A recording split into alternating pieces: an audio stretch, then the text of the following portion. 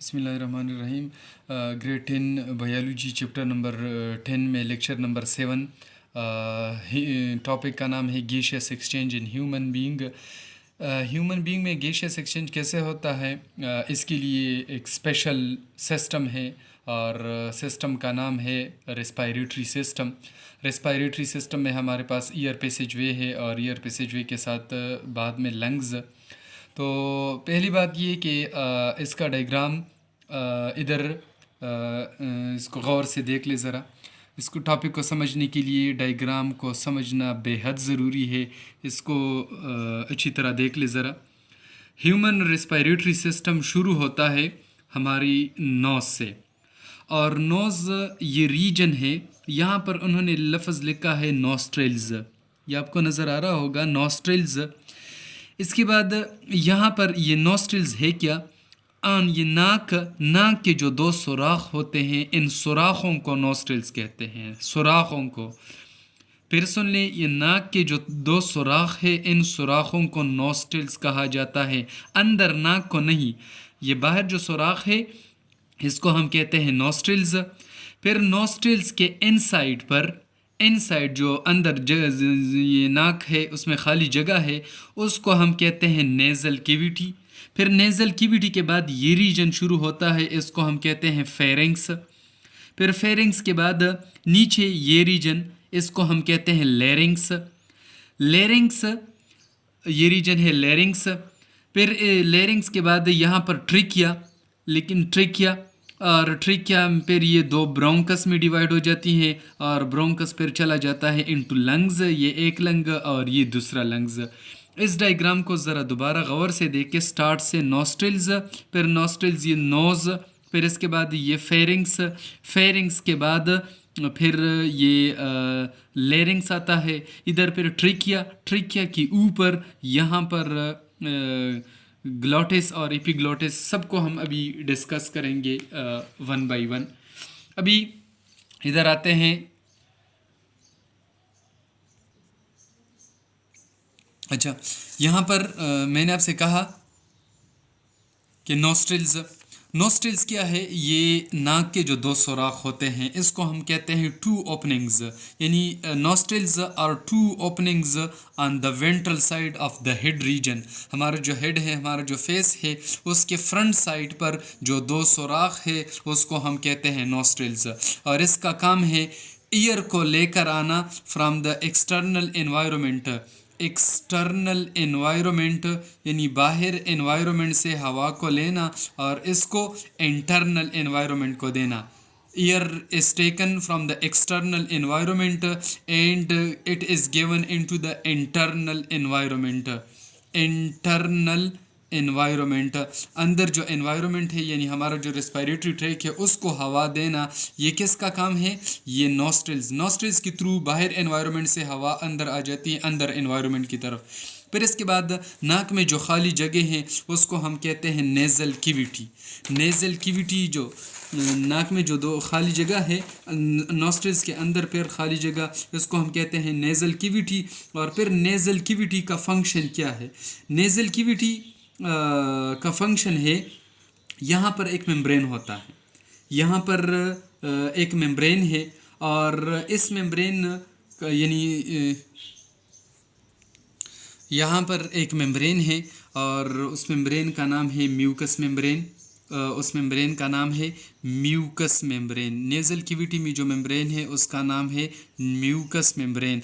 और इस mucus membrane का काम ये है, जब इस नेज़ल कैविटी से हवा गुज़रती है तो उसको, उसमें कुछ चेंजेस लाती है। चेंजेस क्या, पहला चेंज तो ये कि उस ईयर को वार्म कर लेता है, वो ईयर यहाँ पर वार्म्ड हो जाती है, वो ईयर यहाँ पर मॉइस्टेंड हो जाती है। मॉइस्टेंड के, वार्म के मानी गर्म और मॉइस्टेंड के मानी नम, और इसके साथ ये डस्ट फ्रीड हो जाती है, यानी अगर इसमें कोई गर्द व गुबार हो इस हवा में तो वो गर्द व गुबार, यही म्यूकस मेम्ब्रेन उस हवा से वो गर्द व गुबार उसको भी कलेक्ट कर लेता है, ट्रैप कर लेता है, आगे जाने नहीं देता। तो यहाँ पर तीन चेंजेस, ईयर जो आ जाती है वो वार्म हो जाती है, मॉइस्टेंड हो जाती है और डस्ट फ्रीड हो जाती हैं। ये नेज़ल कैविटी का काम है।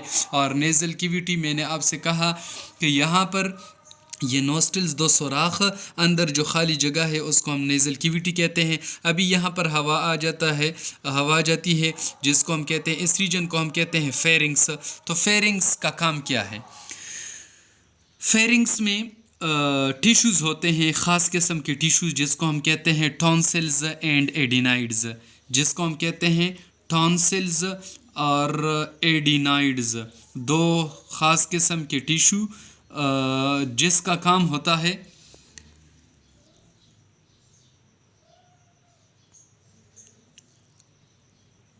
इसका काम होता है टॉन्सिल्स और एडिनाइड्स का काम होता है फिल्टर माइक्रो ऑर्गेनिज्म। इसका काम होता है to filter the microorganism. अगर इस एयर में कोई हार्मफुल टॉक्सिक सब्सटेंसेस हो, यानी कोई भी सब्सटेंस हो जो नेज़ल कैविटी से बचकर इधर आ जाता है, तो वही टॉक्सिक सब्सटेंसेस उसकी फिल्ट्रेशन इधर फेरिंग्स में होती हैं। तो ये फेरिंग्स इसका तीसरा कंपोनेंट। फिर इसके बाद यहाँ पर फेरिंग्स, ये फेरिंग्स है। फिर फेरिंग्स के बाद इधर ये रीजन, इसको हम कहते हैं लेरिंग्स। इधर होता है लेरिंग्स। और लेरिंग्स का काम क्या है? तो याद रखें कि लेरिंग्स में भी म्यूकस मेम्ब्रेन पाया जाता है। और म्यूकस मेम्ब्रेन का फंक्शन, जिस तरह हमने कहा नेज़ल कैविटी में म्यूकस मेम्ब्रेन, वहाँ पर ये फिल्ट्रेशन कर लेता है, तो लेरिंग्स में भी यहाँ पर ये म्यूकस मेम्ब्रेन पाई जाती है और इसका काम भी यहाँ पर है फिल्ट्रेशन करना। लेरिंग्स के बाद फिर दो रीजन्स आ जाते हैं, यानी लेरिंग्स के बाद आगे इसकी डिवीज़न हो जाती है। डिवीज़न मतलब यानी दो रास्ते पर बन जाते हैं, एक ऑन द वेंट्रल साइड और एक ऑन द डॉर्सल साइड। एक होता है वेंट्रल साइड, फ्रंट साइड, और एक होता है बैक साइड यानी डॉर्सल साइड। डॉर्सल साइड पर होता है एसोफेगस, और एसोफेगस को हम कहते हैं खुराक की नाली, यानी वो रास्ता जिससे खुराक गुजरता है। और एक को हम कहते हैं ये यानी यहाँ पर लेरिंग्स आ गया। लेरिंग्स के बाद यहाँ पर ट्रिकिया आ जाता है। ट्रिकिया, ये डायग्राम में आप देख सकते हैं इसको, ये ट्रिकिया है। ट्रिकिया, लेरिंग्स के बाद ट्रिकिया होता है। लेकिन याद रखिए कि ट्रिकिया के ऊपर ये ट्रिकिया का जो अपर साइड है उसको हम कहते हैं, उसका नाम है ग्लोटिस। उसको हम नाम देते हैं ग्लोटिस। यानी इधर देख लें, ये है ट्रिकिया का अपर एंड, जो अपर हिस्सा होता है उसको हम कहते हैं ग्लोटिस। और ग्लोटिस ये ट्रिकिया का ओपनिंग होता है, और ग्लोटिस के ऊपर एक ढक्कन होता है, डायग्राम में बना रहा हूँ आपके लिए, उसको हम कहते हैं एपीग्लोटिस। उसको हम कहते हैं एपीग्लोटिस। तो इधर इस डायग्राम में बना रहा हूँ एक, फॉर एग्जांपल ये हमारे पास है ट्रिकिया, ये रफ सा डायग्राम ट्रिकिया का जो ऊपर का जो एंड है उसको हम कहते हैं ये ग्लोटिस है। ये हमारे पास क्या है? ये एंड, इसको हम कहते हैं ग्लोटिस। ग्लोटिस के ऊपर एक ढक्कन होता है, जिस तरह ये मैं एक ढक्कन सा बना रहा हूँ, और इस ढक्कन को मैं नाम देता हूँ एपीग्लोटिस। ये असल में इस तरह नहीं होता, लेकिन आपकी आसानी के लिए, आपको समझाने के लिए मैंने इस तरह सादा डायग्राम बनाया। ये एपीग्लोटिस, और एपीग्लोटिस का काम क्या है? एपीग्लोटिस का काम ये है इस ग्लोटिस को बंद करना और खोलना, बंद करना और खोलना। और ये कब बंद और ओपन हो जाती है? जब हम खुराक करते हैं, खुराक या पानी पीते हैं, तो उसी दौरान इस ग्लोटिस का काम है इस एपीग्लोटिस को बंद करना, और खुराक यहाँ से एंटर नहीं हो सकता। और जब हम खुराक नहीं खाते, यानी वैसे नॉर्मल कंडीशन में ये ही ग्लोटिस ओपन होता है, यानी एपीग्लोटिस इसको पैक नहीं करता, तो ये ओपन ही रहता है और इसके अंदर हवा चली जाती है। तो यहाँ पर ये ट्रिकिया का जो अपर एंड है उसको हम कहते हैं ग्लोटिस, और ग्लोटिस के ऊपर जो ढक्कन है उसको हम कहते हैं एपीग्लोटिस। और जब हम खुराक करते हैं तो खुराक के दौरान ये ग्लोटिस को बंद कर लेता है। फिर इसके बाद ये ग्लोटिस और एपीग्लोटिस, ग्लोटिस के लिए मैं लिखूँगा अपर एंड या अपर रीजन ऑफ द ट्रिकिया, और फिर इसके बाद एपीग्लोटिस, इसके लिए मैं सिंपल एक लफ्ज़ लिखता हूँ, एक ढक्कन का काम कर लेता है। और इसका काम मैंने आपको पहले कहा कि ये ट्रिकिया को बंद कर लेता है, यहाँ पर खुराक आने नहीं देता। कौन? एपीग्लोटिस। फिर इसके बाद है ट्रिकिया जिसको हम हवा की नाली भी कहते हैं। ट्रिकिया को हम हवा की नाली भी कहते हैं। और बुक्कोलो ने भी इसका जिक्र किया है कि ये तकरीबन ट्रिकिया है क्या, ये 16 से लेकर 20 तक कार्टिलिजीनियस फ्लैप है। कार्टिलिजीनियस फ्लैप यानी सी शेप स्ट्रक्चर। सी शेप स्ट्रक्चर का मतलब ये फॉर एग्जांपल एक सी शेप स्ट्रक्चर, ये दूसरा और ये तीसरा, ये चौथा, ये पांचवा, ये छठा, तकरीबन 16 से लेकर 20 तक ये कंबाइन होकर ये ट्रेकिया बना लेते हैं और ये कार्टिलेज से बने हैं। ये कार्टिलेज इसलिए बने हैं क्योंकि अगर हमारी बॉडी पर कोई प्रेशर आ जाए ताकि ये कोलैप्स ना हो, कोलैप्सिंग से बचाने के लिए अल्लाह ताला ने इसकी तख्लीक कुछ इस तरह की है कि ये कार्टिलेज से बने हैं, ये कोलैप्स इजीली नहीं हो सकते और हर वक्त हमारी बॉडी को यानी हमारी बॉडी में इंस्पायरेशन और एक्सपायरेशन जारी रहता है। तो ट्रेकिया और 16 to 20 कार्टिलिजीनियस फ्लैप्स और ये कार्टिलेज से बने हैं इसलिए क्योंकि कोलैप्सिंग इसमें नहीं होती। फिर नीचे जाके ये ट्रेकिया दो हिस्सों में डिवाइड हो जाती हैं, एक इस तरफ और एक इस तरफ, जिसको हम कहते हैं ब्रोंकस। और ये ब्रोंकस ये भी कार्टिलेज है, कार्टिलेज से बने हैं, ये भी सी शेप स्ट्रक्चर है लेकिन ये स्ट्रक्चर्स थोड़े छोटे हैं ट्रेकिया से। ये एक ब्रोंकस और दूसरी साइड पर दूसरा ब्रोंकस, तो ये एक लंग्स में चला जाता है और ये दूसरे लंग्स में चला जाता है और जो ही ये ब्रोंकस लंग्स के एंड में अंदर आ जाता है तो इसकी फर्दर डिवीजन हो जाती है। जिस तरह फॉर एग्जांपल ये हमारे पास एक ब्रोंकस है, एक ब्रोंकस, और जब ये इसके अंदर आ जाता है लंग्स के अंदर तो इसके बहुत ज़्यादा हिस्से बनते हैं, बहुत ज़्यादा डिवीजन होती हैं जिसको हम कहते हैं फिर ब्रोंकियोल्स। और ब्रोंकियोल्स में फिर कोई कार्टिलेज नहीं होता, यानी इसकी कोलैप्सिंग का ख़तरा नहीं होता, लिहाजा इसमें कोई कार्टिलेज नहीं है। यहाँ पर ब्रोंकस भी एक पैसेज है ट्रेकिया और लंग्स के दरमियान। फिर यहाँ पर ब्रोंकियोल्स, तो ये each bronchus is divided into many more bronchioles, बहुत ज़्यादा ब्रोंकियोल्स में। और फिर हर ब्रोंकियोल्स फॉर एग्जांपल ये एक ब्रोंकियोल्स आ गया, इसके हर ब्रोंकियोल्स के एंड पर क्लस्टर ऑफ पाउचेस होते हैं और इस पाउचेस यहाँ पर इसको हम कहते हैं अलवेलाई। और अलवेलाई का ये काम है कि यहाँ पर गैसियस एक्सचेंज होता है। 3-4 टॉपिक्स में हमने मुसलसल इसको क्या है, लिहाजा मज़ीद इसकी एक्सप्लेनेशन की ज़रूरत नहीं है। Alveoli are the site of gaseous exchange, ये वो जगह है जहाँ पर गैसियस एक्सचेंज होता है।